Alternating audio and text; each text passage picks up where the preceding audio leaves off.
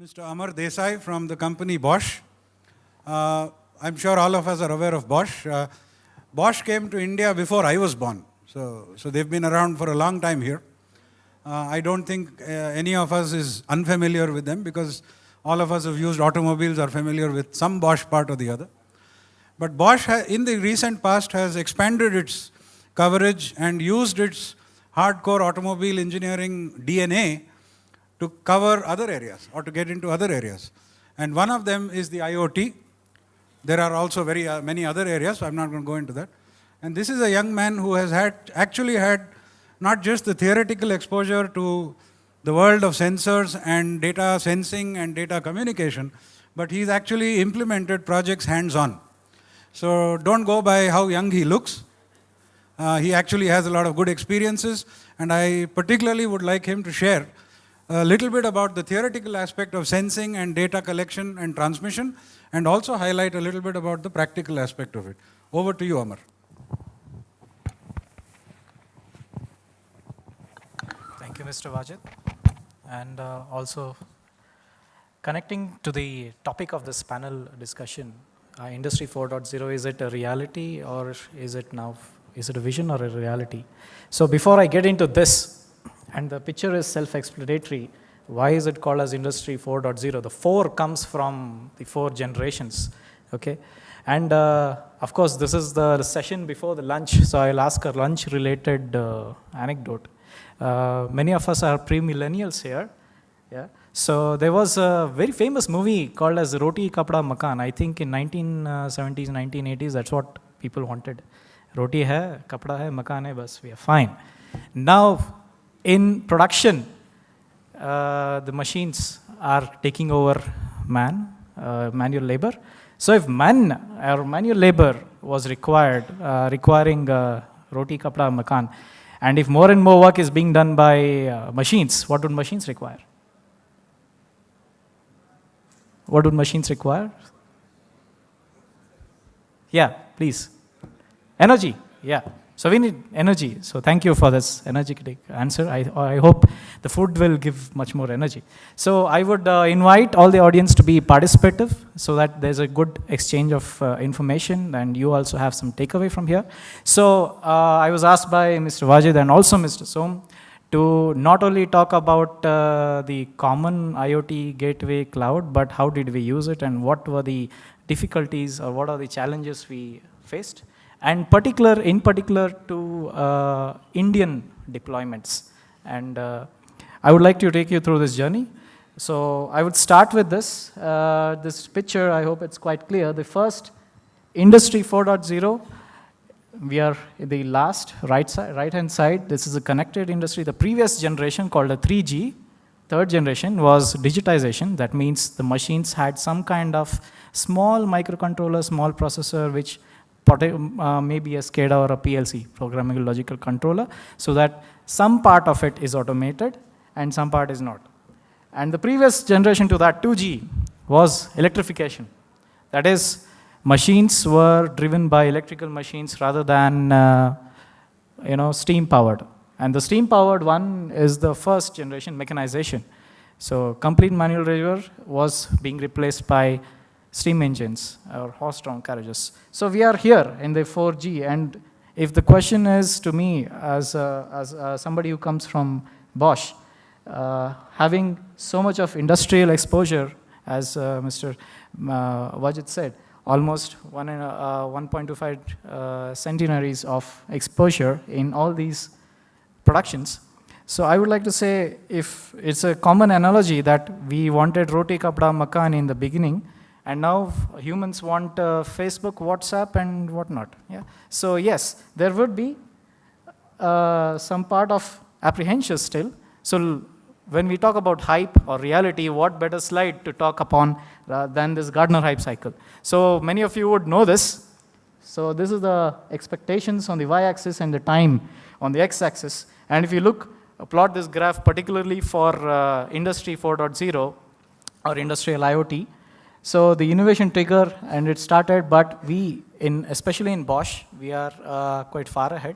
And I would like to show how do we make this claim. So we invite, of course, all these lovely audience present here, be it from industry, be it from academics, be it from startups, to openly engage with us. So we are quite agile in that nature. So we are at this slope of enlightenment where we have experimented a lot in different areas, and it's not just one area.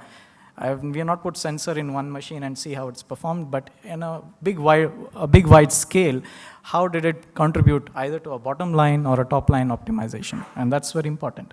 So Industry 4.0 has multiple use cases, and this is a snapshot of the very common use cases. So we can use Industry 4.0 for supply chain, logistics, convertible equipment. That means previously the assembly lines were quite static and very heavy cost was required in realigning them. So now it's a matter of reflashing or remodeling them for a new variant of a product. So they are very flexible lines now. So very important point in this case is this robot, which we can see, of course, I'll talk about. So Bosch has this first robot that is certified to be working in close proximity with humans, thanks to its sensor skin. So it's not a single sensor, but it's a skin, which detects a human and immediately becomes aware that when I'm close to a human, I should be more careful. My actions should be more guided and more aware. And this happens again with a learning engine inside. So this is one interesting use case, and a very particular use case with commonly implemented with IT systems is this MES, or Manufacturing Execution Services, where we are moving towards a paperless factory. So there was a lot of paper Kanban cards or production cards. How is the production moving? How many parts came in? How many parts went out? And it was a nightmare to manage all of this amount of paper. And now it's everything digital. And you can see that people in the shop floor or the production floor are moving around with tablets, with mobile phones, and tracking how many parts are produced, how is the efficiency, where can we go wrong, where is the wastage, and all that. All at the fingertips. Everything is connected. And not just the cloud, but every machine is talking to every people inside the floor, inside the factory. So this is about the connected factory, the very important use case, because you get data real time and act on it real time. The last one on this left-hand side is the power and energy management, which I'll be speaking about with my Indian deployment experience. So we're using electrical energy to not only reduce wastage of electrical power, but through energy, we are inferring much more detailed insights. So this is very important that when we go for an IoT deployment in a legacy system, very important, a legacy system. And this you'll find much more common in the Indian context, that we do not have very high automation except in large plants. If you go to a typical MSME, a small and medium enterprise, there will be old machines, maybe CNC machines, and lots of three-phase motors, big conveyors, which may not have automation. If you have to make it IoT aware or context aware, okay, so how do you instrument? We cannot keep on instrumenting sensors everywhere. It's going to hit the return on investment. So finally, ladies and gentlemen, IoT first has to own the problem, not provide the solution. Okay, IoT is a component which contributes to owning the problem, because the solution can come from anywhere. And this is a point that I would like to leave it to you to chew on this, and maybe if you have time for panel discussion and somebody wants more elaboration, I'll get back to this. So what we are doing here in energy management is sense the energy signature of a machine and get down to not only electrical insights, but even the operator insights. How efficient is the operator? Is he adhering to the schedule? Is he making a lot of wastage? Why is he doing in a particular season being very efficient? Why is he in a particular season being not efficient? Without additional sensors. And we as people, I think there have been a lot of talks in the earlier sessions that people are a very important point of the IoT enabled model. So would we, just ask yourselves, would you be like to be monitored 24/7? No. Especially by the employers? Oh, no. Okay. So how do you still eliminate wastage? You have to do some indirect measurements. And that is one key insight that I would like to leave with you. Very important in the Indian context, because when you go to a blue collar worker, the mindset is, I do not want to be monitored.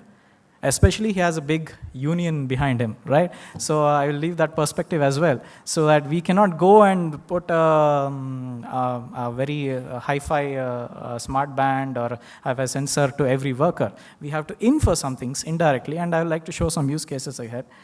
Quickly moving on, operator support on the top right. So this is, for example, a person is working and the machine gets stuck, he needs operation instructions quickly how to solve the problem. It comes delivered to him digitally. Yeah. Predictive maintenance, there have been a lot of talks. Very important use case is that the machine has to be available. There was this use case deployment done in a factory not very far from here, Pune Industrial Estate. The localites will know, it's hardly around 4 kilometers from here.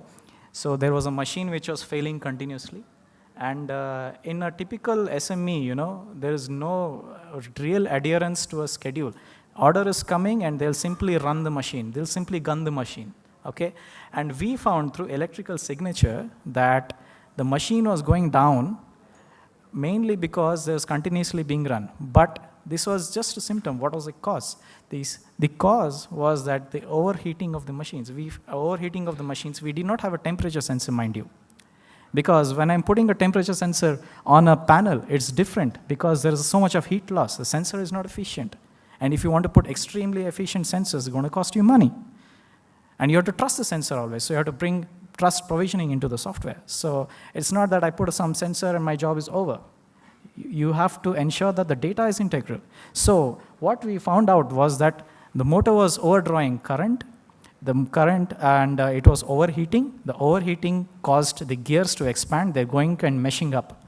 They're locking up. The gears are expanding and locking up. So we simply told either you use better gears or make a simple scheduled greasing schedule. So this is a second part of it. Once you show through IoT some insights, very important is the effective intervention. Now, if somebody says through a system that, hey, I put a lot of sensors for you, I'll draw nice graphs, I'll bring it onto a cloud, but what is the value generated? How much, when will the customer reap the benefit? So he will only reap the benefit only when the interventions or the measures are easy to be implemented. Okay, so this measure, what we suggested was very easy to implement. Every 500 hours, we told him, we'll generate a SMS alert or a mail trigger. You just go and grease the machine. And this was quite easy for him to implement. Yeah. So the next point is adaptive testing, very close to what Mr. Som said. Yeah. Very close to what my previous speaker panelist said. So, and then quality improvement and instant feedback. Is the product conforming to quality or not? Now let me quickly move on to the next slide, please. I think the pointer is not working at this range. Yeah, okay. Quickly, I will talk about Indian deployments, the energy optimization scenario. So what we had was, we went to these industries where we have deployments, not just inside Bosch plants, but also in other sites outside Bosch as well. So this is HVAC energy signature. These 3 bars talk about energy consumption in first shift and night shift. The problem statement given to us was, please help us reduce energy consumption. So what we did was immediately notice that there's a purple line on the top. This is the temperature. And you can see a correlation between the summer months, it is increasing, the bars are increasing in height, and in the winter months, as soon as you come from August, September, it's decreasing.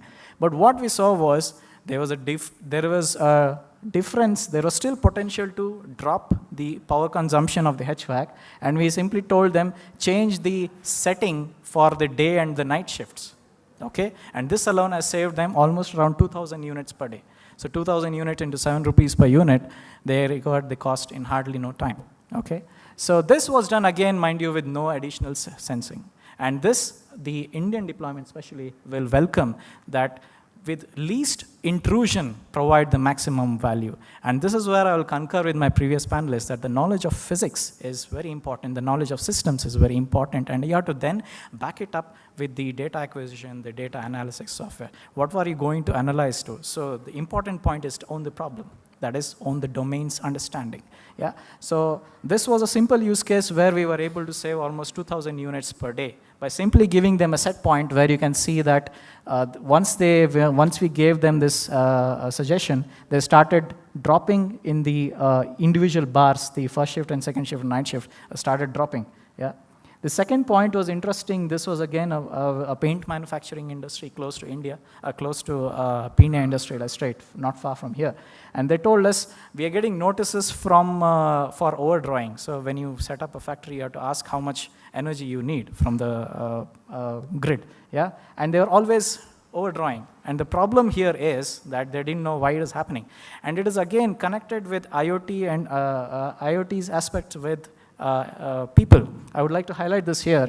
So we did a time frame analysis of the power curve, not the energy curve, power curve, and we found out through disaggregation. So disaggregation was one algorithm that we used, and we found that some particular two loads, when they always started, they were contributing to the maximum probability of giving this peak time. So over 50 days, I think over 42 days we did this analysis, and we confirmed that these two machines are the culprit.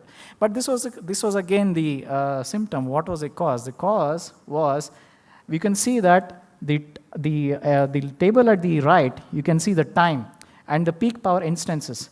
Between 2 p.m. and 3 p.m. maximum time this is happening. Any guesses? The reason was that workers will go to lunch 2 to 3 p.m. and come back, and everybody will start their machines. Okay, the simple suggestion we gave, first time we tried, is please stagger the lunch by 10 minutes. They said no. Why? Because most of them come from a similar geographic areas, and they want to go to lunch together. And again, mind you, these are blue-collar workers, so you cannot argue them with logical things. Yeah. So what we simply did is give them a light, a red light. If this machine is running, wait for 10 minutes. It's okay if you take some more time in starting the machine. But this problem is not coming.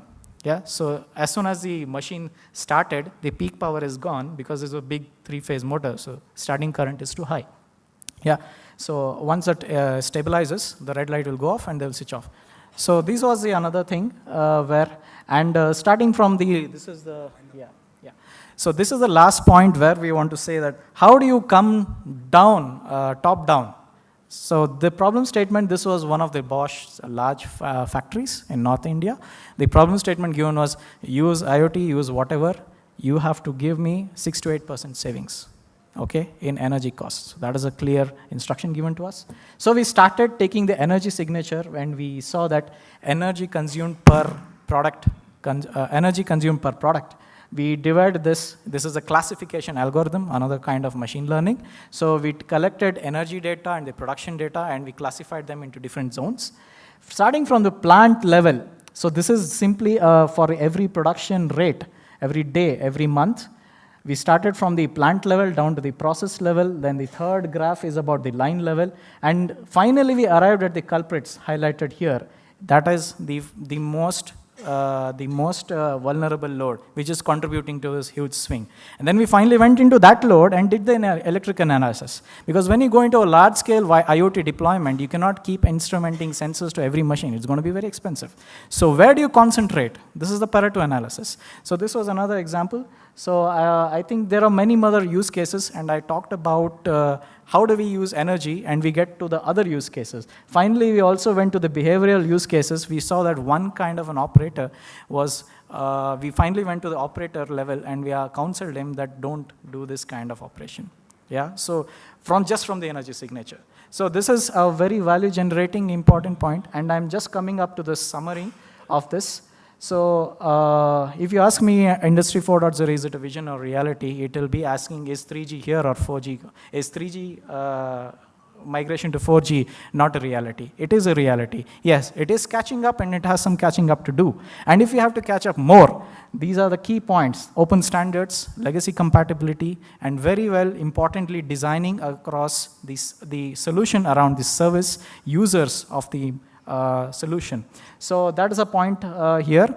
I would like to end it here telling that, yeah, 4.0, Industry 4.0 is a natural transition, and this is here to stay. But people, partnerships are going to play a key role, and we have to be open to business models. And all this energy analytics that I showed, we have not instrumented an additional sensor, and we have done this as a service. So with this, I would like to end my presentation. Yeah, thank you for the patient listening. Thank you. Thank you, Aman. I'd like to invite Vishal.